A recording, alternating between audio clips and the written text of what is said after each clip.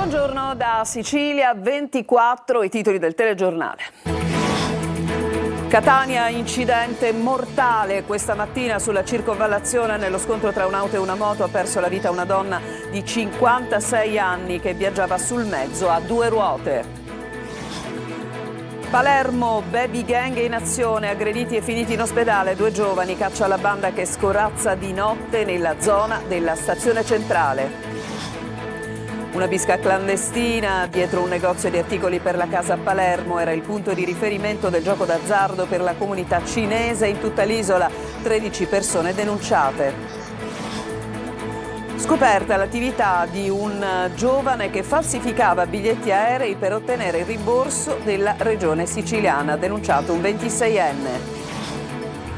Polizia municipale in azione a Catania con lo street control, prime multe in corso Italia con l'obiettivo di arginare la sosta selvaggia.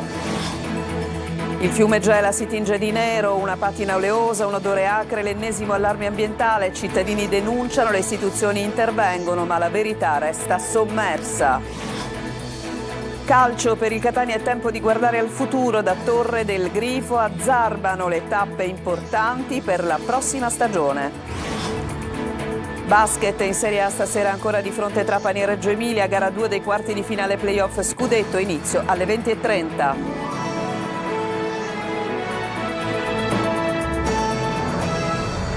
Ben trovati, apriamo il telegiornale con il servizio di un drammatico incidente stradale. Questa mattina sulla circonvallazione di Catania ha perso la vita una donna di 56 anni che a bordo di uno scooter è stata letteralmente sbalzata a terra in uno scontro con un'auto. Sentiamo Adelaide Barbagallo. Lo scooter sbalzato con violenza e la donna riversa sull'asfalto, morta sul colpo. Drammatico incidente stradale questa mattina a Catania lungo la circonvallazione. Una Peugeot alla cui guida c'era una donna in viale Ulisse ha impattato con lo scooter guidato dalla vittima. Dai primi rilievi sembrerebbe un tamponamento. Di certo entrambe viaggiavano in direzione Tondo Gioieni. A perdere la vita una donna di 56 anni. L'incidente è avvenuto intorno alle 7. Traffico rallentato e polizia municipale sul posto assieme ai soccorritori del 118 che però nulla hanno potuto fare. Nel luogo dell'incidente sono intervenute anche le forze dell'ordine che attraverso le immagini registrate dalle telecamere dei sistemi di videosorveglianza della zona e dalle diverse testimonianze potranno ricostruire la dinamica. È solo l'ultimo incidente mortale di una lunga serie che negli ultimi mesi ha visto sangue sulle strade. Per la maggior parte le vittime sono dei centauri. Pochi giorni fa la morte di un 35enne di Camporotondo, sbalzato alla sua moto vicino allo svincolo per Mister Bianco. Ad inizio del mese un motociclista di 43 anni ha perso la vita scontrandosi con un'autocisterna sulla strada statale 114. Terribile anche l'incidente in cui sono morti 2 medici di Giarre, marito e moglie, a travolgerli a bordo della loro moto sulla A29, un'auto. E c'è stata ancora un'aggressione da parte di una baby gang a Palermo. 2 ragazzi sono finiti in ospedale, caccia adesso alla banda che scorazza durante la notte nella zona della stazione centrale. Manlio Viola. Accerchiati e picchiati soltanto per essersi lamentati dei ciclomotori sui marciapiedi. È successo a 2 25enni che sono stati aggrediti da quello che ormai tutti chiamano il branco della stazione. È così che sono soprannominati dai residenti della zona un gruppo di ragazzini di età compresa probabilmente fra i 16 e i 21 anni che scorazzano con ciclomotori elettrici dalla parte alta della zona pedonale di via Macheda fino alla stazione ferroviaria centrale di Palermo. Dalla tarda sera a praticamente tutta la notte questo mini branco composto da 5 o 6 ragazzini è padrone dell'intera zona, con i ciclomotori elettrici che secondo molti sarebbero biciclette a pedalata assistita modificate, scorazzano avanti e indietro per la via Macheda Alta provocando i passanti e cercando sempre di creare mini risse. Sarebbe questo il loro modo violento di divertirsi. Ieri sera hanno incontrato il gruppo di 2 giovani che aveva trascorso la serata in piazza Sant'Anna. Verso le 2 di notte i ragazzi stavano andando in via Perez a riprendere l'auto parcheggiata quando hanno incontrato il branco che ha iniziato a girargli intorno passando sui marciapiedi. È bastata la lamentela di uno dei 2 a far scattare la violenza. Soccorsi dal 118 dopo l'aggressione, i 2 ragazzi sono stati trasportati all'ospedale civico e subito hanno sporto denuncia. La polizia sta acquisendo i filmati delle telecamere di sicurezza degli esercizi della zona per tentare di risalire all'identità dei componenti della piccola banda. È proprio il fenomeno della violenza giovanile sfugge alle analisi degli adulti. Il sociologo Pira dice educare al rispetto dell'altro. Intanto nelle città cresce il senso di profonda insicurezza. Lorena Dolci. Giovani, a volte giovanissimi e violenti, uniti quasi sempre da chat e social, utili per organizzare il branco e vantarsi dei risultati. Dal nord al sud, dalle grandi città alla provincia, il fenomeno delle baby gang è in continua crescita. Le vittime, prescelte tra coetanee, ragazze, studenti, turisti e anziani, portano scompiglio e terrore armati di bottiglie di vetro rotto o bastoni, ma anche di coltelli e pistole, come nella strage di Monreale o nella notte di terrore di Noto. Secondo l'ultimo rapporto Europol, i reati commessi da minori in Europa sono in aumento del 22%, con l'Italia più 26%. Includono aggressioni fisiche, furti violenti, vandalismo, ma anche cyberbullismo, un disagio diffuso che sfugge alle analisi. Assurdo pensare di uscire di casa la sera portandosi dietro un'arma da fuoco, un coltello e poi far finire in rissa anche una discussione per futili motivi. Occorre l'educazione al rispetto per l'altro e sicuramente c'è una grandissima incomunicabilità tra genitori e figli, tra adulti e adolescenti. Dobbiamo fare qualcosa, non è più tempo da aspettare. E mentre gli adulti cercano di capire le cause della violenza giovanile, aumenta il senso di insicurezza. Il report Legalità diffuso da Confecommercio segnala che in Sicilia per oltre il 28% delle imprese è allarme sicurezza. Si denuda e insegue una donna in pieno giorno in Viale Africa a Catania, arrestato un giovane gambiano. Sentiamo Luca Ciliberti. Molestata da un uomo in Viale Africa a Catania in pieno giorno e proprio di fronte a una scuola elementare. La vittima è una donna di 45 anni che era parcheggiata e sostava all'interno della propria auto nel piazzale delle Ciminiere. Improvvisamente le si è avvicinato un 19enne di origine gambiana che ha cominciato a denudarsi e a masturbarsi davanti alla povera malcapitata che prontamente è uscita dalla macchina e ha chiesto aiuto alle forze dell'ordine. Impaurita e scioccata, la donna ha cercato rifugio negli uffici del centro fieristico dove è stata protetta e aiutata dal personale in servizio. Quando gli agenti della polizia sono arrivati sul posto hanno bloccato il giovane ancora seminudo. Quest'ultimo, alla richiesta di consegnare i documenti per essere identificato, è andato in escandescenza e ha cominciato a inveire e a minacciare di morte gli agenti. Provando a divincolarsi poi, ha preso a calci e a pugni i poliziotti in un vano tentativo di fuga. La furia del 19enne non si è fermata ed è proseguita anche negli uffici di polizia, anche durante il trasferimento nelle camere di sicurezza della questura, rendendo necessario così l'utilizzo del taser. Il ragazzo alla fine è stato arrestato con le accuse di resistenza pubblico ufficiale e atti osceni in luogo pubblico. Il giudice ha convalidato il provvedimento e ha disposto l'obbligo di firma. Dietro un negozio cinese di articoli per la casa a Palermo in realtà si celava una bisca clandestina, vero e proprio punto di riferimento del gioco d'azzardo per la comunità cinese in tutta l'isola. Sono 13 le persone denunciate. Desiree Ferlito. Una bisca clandestina celata nel retro di un negozio di articoli per la casa gestito da cinesi a Palermo. A insospettire Baschi Verdi l'anomala presenza nelle ore serali e notturne di persone di nazionalità cinese presso l'attività commerciale.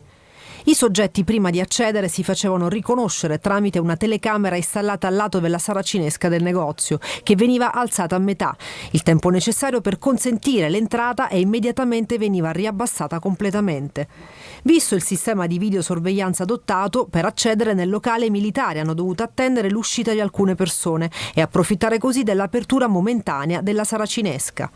All'interno del negozio, dopo una prima sala adibita alla vendita di prodotti per la casa, era possibile entrare in una seconda stanza, al cui interno era stata realizzata una vera e propria sala da gioco illegale. Carte da poker e tessere del gioco mahjong, tipico della cultura cinese. Dadi, fish e una grande cassetta di legno che veniva utilizzata come cassa, con all'interno banconote per un totale complessivo di circa 15.000 euro. L'accesso ha consentito quindi di sorprendere 13 soggetti intenti a partecipare con ingenti puntate di denaro, tutti denunciati a piede libero. Dall'identificazione dei giocatori presenti è emerso come, oltre ai domiciliati nell'Interland palermitano, diverse fossero le persone provenienti da altre province siciliane, a confermare della rilevanza della bisca clandestina, vero e proprio punto di riferimento del gioco d'azzardo per la comunità cinese anche fuori Palermo.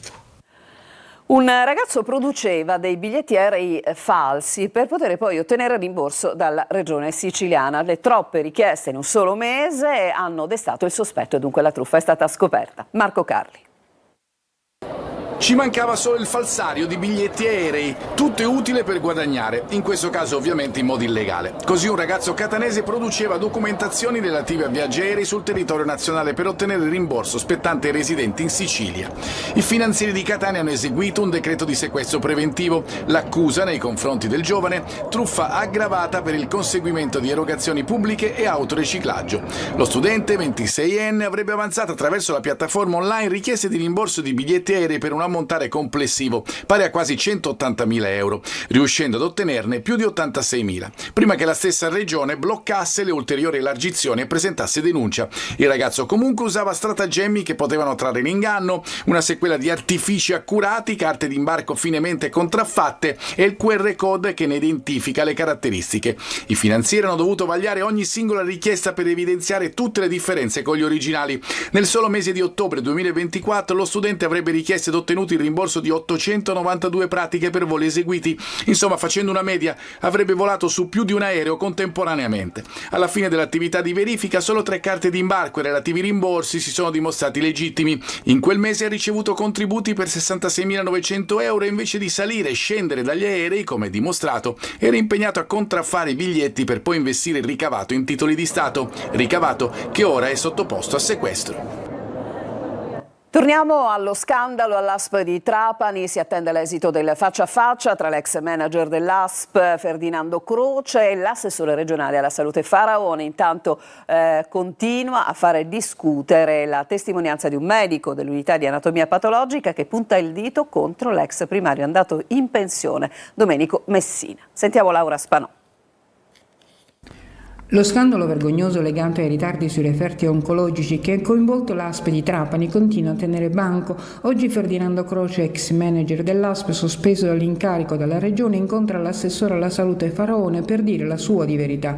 E intanto l'indagine interna promossa da Danilo Palazzola all'indomani del suo insediamento come sostituto del direttore generale dell'azienda, dai primi risultati arriva il primo provvedimento disciplinare nei confronti di un medico dell'ospedale Sant'Antonio Abate. Ora l'ASP attende le controdeduzioni del medico chiamato in causa. Le conseguenze, appurate le responsabilità, possono essere anche quelle di un licenziamento per giusta causa. E continua a far discutere anche quanto denunciato da un medico del reparto di anatomia patologica di Trapani che ha puntato il dito sull'ex primario Domenico Messina, andato in pensione a novembre 2024, e del clima di terrore e omertà che si viveva in quel reparto. Il dottore Messina prediligeva l'attività libero professionale a quella istituzionale, ha detto il medico. La sua testimonianza è stata raccolta da Elena Florio, legale di Croce, che ha redatto il verbale. Il medico ha parlato di clima di terrore. Per questi ritardi nella refertazione sarebbero stati celati, accumulati negli anni nell'arco dell'intero mandato del primario Messina, poiché vigeva un clima di terrore e di assoluta omertà di tutti i sanitari in forza presso l'unità da lui diretta. Il medico racconta di aver manifestato al direttore Messina e ai colleghi la sua preoccupazione, ma di essere stato sempre zittito e invitato a tacere. Offensiva a Catania contro la sosta selvaggia. In aggiunta alle ganasce, la Polizia Municipale di Catania punta adesso sullo speed control. Il vice comandante Blasco dice: vogliamo fermare questa iattura per la circolazione. Torino De Mana. Ganasce e street control. L'offensiva è lanciata a Catania con l'obiettivo di arginare il fenomeno della sosta selvaggia. Messa da parte la prevenzione, si passa ora alle maniere forti, unico modo per sradicare vecchie abitudini come parcheggiare in doppia o tripla fila, sulle scivole per disabili o in prossimità degli attraversamenti pedonali. Nostro suggerimento: alcune strisce zebrate, per esempio nella zona di Piazza Lanza, andrebbero tinteggiate. È comunque un cambio di passo deciso, voluto dall'amministrazione Trantino, dal nuovo comandante della Polizia Municipale Peruga e dal suo vice Blasco. Stiamo riprendendo questa modalità operativa che un po' contrasta, per usare una metafora, il me ne sto andando e la sto togliendo, perché sono una vera e propria iattura per la circolazione. Lo street control da questo punto di vista consente una rilevazione immediata della sanzione. I controlli sono effettuati alternativamente lungo gli assi più trafficati o gli snodi nevralgici della città. Ad effettuare situarli l'auto che vedete, dotata di sofisticati strumenti di rilevazione digitale. In transito, nel caso specifico su Corso Italia, rileva e fotografa il mezzo che sosta in modo irregolare. L'automobilista non troverà la multa sul parabrezza, ma riceverà la notifica direttamente nel proprio domicilio. Si riducono notevolmente i tempi dell'accertamento e chiaramente questo è uno strumento più efficace quando non c'è possibilità di in certo senso educare il cittadino, allora si va alla repressione. Capitolo Ganasce, oggi nuova puntata in via Santa Sofia, in prossimità del pronto soccorso del Policlinico. E adesso ci fermiamo, c'è una pausa, torniamo tra poco, vi mostreremo il fiume Gela che è completamente diventato nero. A tra poco.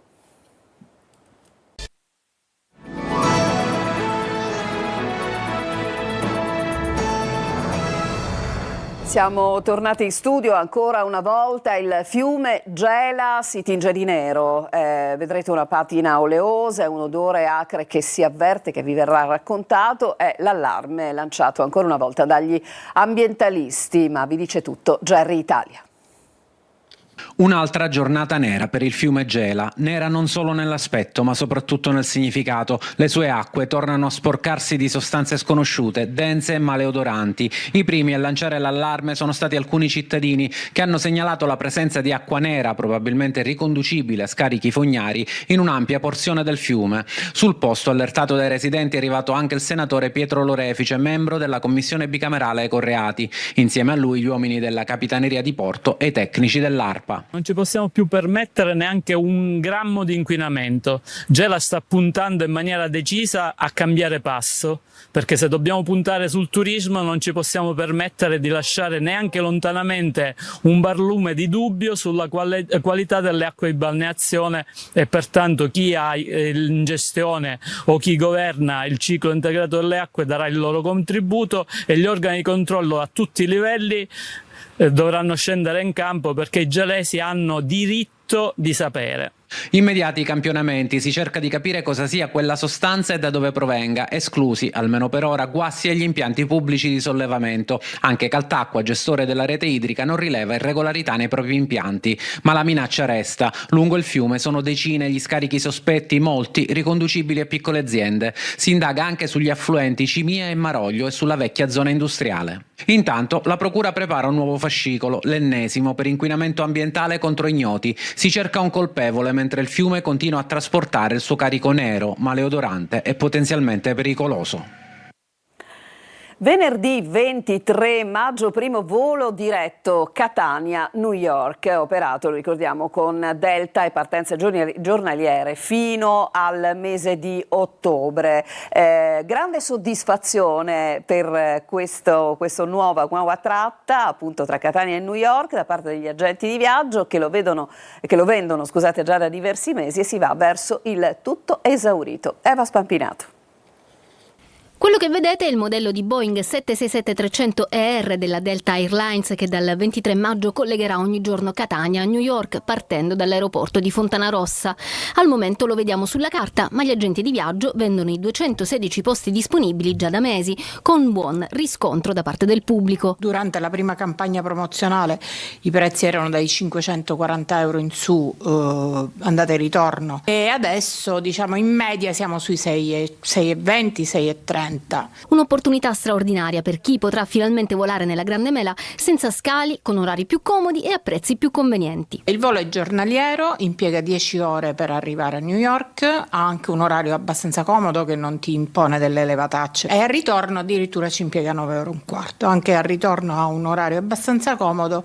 Il nuovo volo Delta da Catania ha avuto come effetto positivo per i passeggeri l'abbassamento dei prezzi delle altre compagnie che fanno scalo su Roma. È un volo prevalentemente stagionale per il momento, finirà il 24 di ottobre. Un segnale fortissimo per il settore del lusso, come conferma Marcello Mangia, AD dell'omonimo gruppo alberghiero. Il turismo americano è fondamentale per la fascia medio-alta delle strutture alberghiere nella regione sia di Catania che di Palermo. Il Catania-New York apre nuove rotte non solo nel cielo ma anche per l'economia dell'isola. Vengono a ricercare delle esperienze autentiche, la Sicilia ne è piena, perché insomma abbiamo veramente un menu turistico di altissimo livello, e cercano strutture da 5 stelle, sostanzialmente 5 stelle lusso.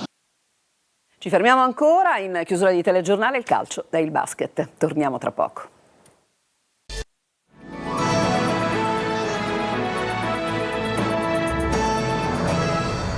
Siamo tornati in studio, ci occupiamo subito del Catania, operazione Futuro, già cominciato da Torre del Grifo a Zarbano, importante bruciare le tappe su confermati e nuovi innesti per lavorare al meglio fin dal ritiro. Sentiamo Marco Carli.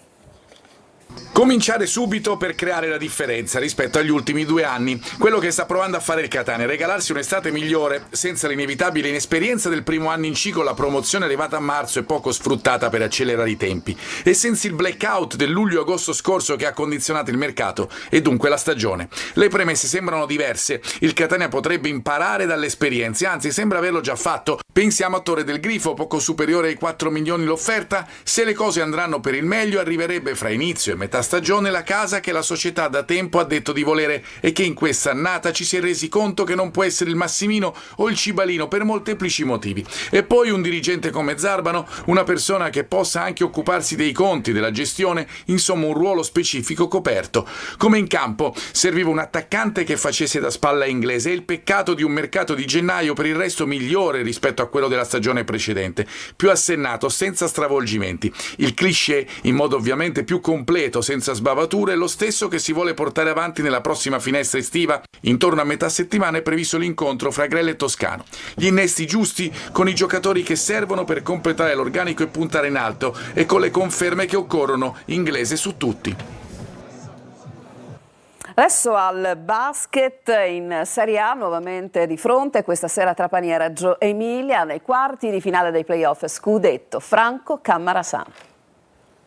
Ad appena 48 ore di distanza dalla partita d'esordio, vinta dalla squadra siciliana per 80-75, Trapani Shark e Reggio Emilia tornano a incontrarsi stasera nella gara 2 dei quarti di finale dei playoff scudetto di Serie A. La squadra di coach Repescia cercherà di sfruttare il fattore campo per presentarsi giovedì sera a gara 3 al Palabigi di Reggio Emilia con 2 match point a disposizione, giocandosi la serie al meglio delle 5 partite. Impegno tutt'altro che facile però quello di stasera, poiché in gara 1 Reggio Emilia ha confermato di essere squadra molto fisica, precisa al tiro dal perimetro e soprattutto con una gran difesa. Trapani deve dimostrare di aver superato la tensione che ne ha condizionato il rendimento nella gara di esordio e di aver recuperato energie a sufficienza per giocare a ritmi che le sono più congeniali.